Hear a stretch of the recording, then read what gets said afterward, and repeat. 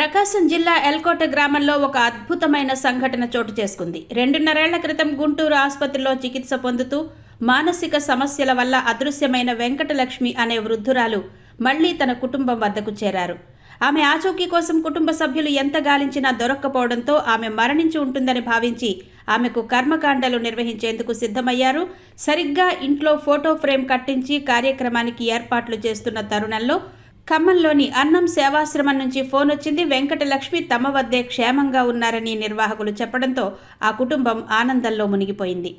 2023 జూలైలో పోలీసులు ఆమెను ఆశ్రమానికి చేర్చగా అక్కడ చికిత్స పొంది కోలుకున్న తర్వాత ఆమె తన ఊరి వివరాలను వెల్లడించారు. సమాచారం అందుకున్న చిన్న కుమారుడు గురవయ్య, బంధువులు వెంటనే ఖమ్మం చేరుకుని ఆమెను కలుసుకున్నారు.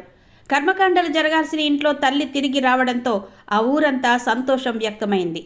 ఆశ్రమ నిర్వాహకుడు అన్నం శ్రీనివాసరావు మానవత్వంతో వ్యవహరించి ఆ వృద్ధురాలిని వారి కుటుంబానికి అప్పగించారు. ఆయన బంధువులను శాలువతో సత్కరించి వెంకటలక్ష్మిని అప్పగించారు.